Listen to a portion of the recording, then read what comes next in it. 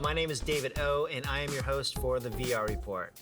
Today, I have our guest, Karl Krantz, visiting us today. How are you doing, Karl? I'm good. How you doing, David? Cool.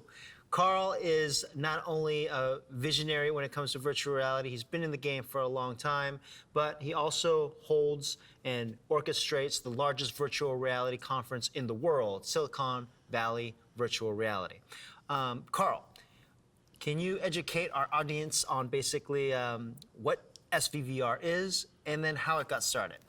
SVVR is a community-driven organization. We started as a meetup about 2 years ago, and we've grown from a tiny meetup where we weren't sure if we were going to have 5 or 6 or 10 people to a conference that is now over 1,000 people, and we have very ambitious plans to keep growing with the industry. So we want to be as big as the industry needs us to be. Tell me about your background. What got you into virtual reality in the first place? I was bitten by the virtual reality bug as a child. I guess it was reading about Jaron Lanier. It was in the mid '80s. I was at that impressionable age of 10, 11, 12, 13, somewhere around there. I started reading science fiction. I got my first computer, Commodore 64. It seemed to me like the first thing I wanted to do with that was build these kind of open-ended virtual worlds, these kind of Zork-style things. Yeah. And so I started, writing code and that. It just seemed virtual reality, as soon as I heard about this idea, it just seemed the logical place computers would go. I mean, this is the ultimate use for computers, is to model reality. It seemed impossibly far away. For a while it seemed like, okay, it's going to happen in just like 5 years, and then it started to seem further and further away instead of closer as the years went on. But I was obsessed with it ever since then. It just seemed like magic to me. Anything's possible. And I've been just following the space, trying to figure out how I could get involved for a long time. My career took me in the direction of telepresence, which was as close as I could get to virtual reality, where there were actually jobs. So I did telepresence for many years, and back in New York, I worked at a telepresence company. I wound up eventually doing R&D, designing next-generation telepresence projects, which was fun. I got to play with things like Leap Motion and all sorts of things. I got to play with all this multi-touch technology, just explore things. Did a lot of tie-ins with virtual worlds, tie-ins with Second Life and other virtual world platforms like that. I was always kind of nudging it in the direction of virtual reality because that was my passion.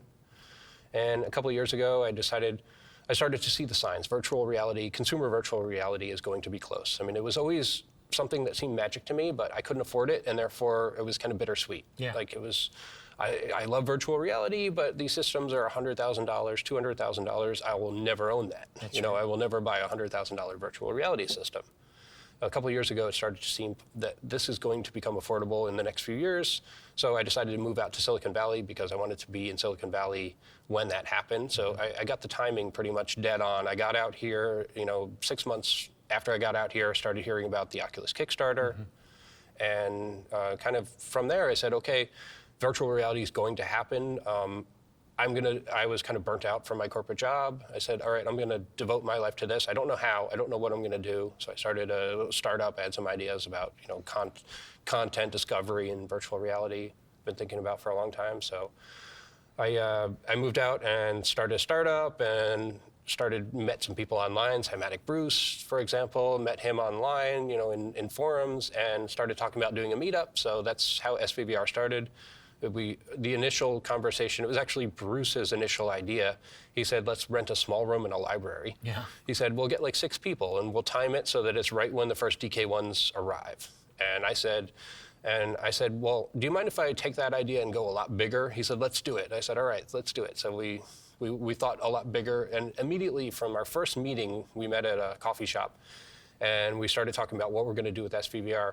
I said, if this stuff takes off the way that we think it's going to, we clearly believe in this. We could tell immediately when we met that we were both passionate.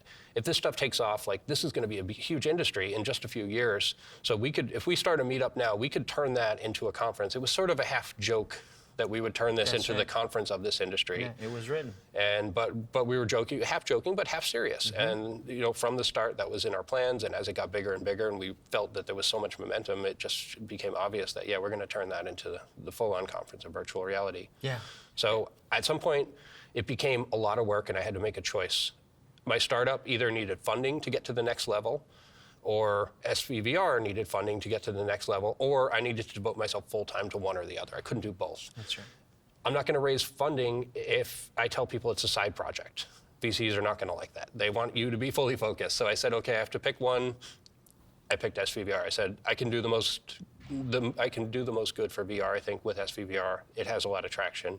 Clearly, we're onto something. We've tapped into some force that's here. You know, we've really brought people together around an idea. People believe in it. They like it. They're passionate about it. You know, people are fans of SVVR. They're really passionate about what we're doing. I said, we're going to take that and just see how far it wants to go. You know, I think that's an amazing story. And I think spending time with you, getting to know your partner, Nana. I haven't met your mom in New York. You know, right. you run a family operation. Bruce, of course. It's almost you guys are one tight family. Yeah. But you've almost had kind of like, I'm trying to like come up with the words, but that spirit or that like energy that comes in SVVR, it kind of feels that way when I meet your family or hang out with you and Bruce, and I kind of feel that even in walking through the expo halls of SVVR. I don't know if that sounds crazy talk or if that really has some energy to it. I think there's certain ideals, I think, that we believe in strongly and we encourage, and I think that it just kind of comes out. But I don't think it's really necessarily us. I think there's a characteristic that is common among people that are attracted to VR. They're optimistic, they're kind of philosophers, they're forward-thinking, future-oriented, forward-thinking. Enjoy altered states a little bit. Yeah. It's absolutely, it's a common theme. I mean, it's true, that is a common theme in this community. Yeah. And I think that is part of the magic of this community is just, you know, we all share this kind of same worldview. That's right. We're all coming from the same viewpoint and we share the same worldview. So, you know, I don't think that it's, you know, the energy of us leaking into this community as much as it's the energy of the community leaking into us. I think we're just kind of tapped into it. That's really poignant.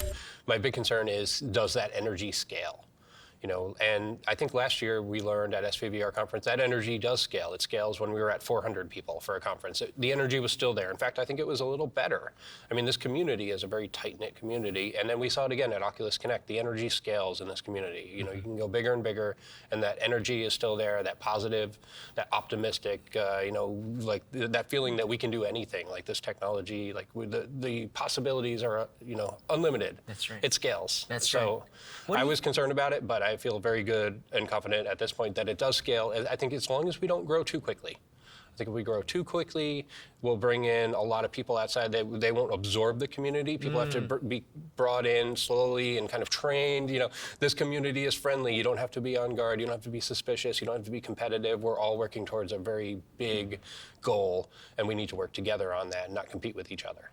Very well said, because I think that's what really holds our community really together, Yeah. where it's really about sharing ideas and really helping each other. And I think that's how you get the most from this community, is really being involved, active. But it's not a big enough industry where I've heard this so many times. Well, I'm creating this VR experience, but you can't tell anyone because I don't want no one to steal your idea, or steal my idea. Like, no one's gonna steal your idea. Yeah, whatever idea you had, I promise you 10 other people, 100 people, 1,000 people Already had that same it. idea. That's right. It's not about the idea, it's about the execution, That's it's about, you know, staying power. Can you carry that idea, turn it into a product? Can you actually get it to market? And, you know, and in VR, honestly, none of us know what we're doing. I mean, there is no market. This is brand new. There's no market. We don't know anything. We're all learning. So the only way we're going to learn is by sharing with each other, you know, as we learn and collaborating. That's right. Karl, I can sit with you all day. I know you've got to go, but I appreciate your time here at the VR Report. And thank you so much for having me. Always a pleasure to talk to you, David. 감사합니다.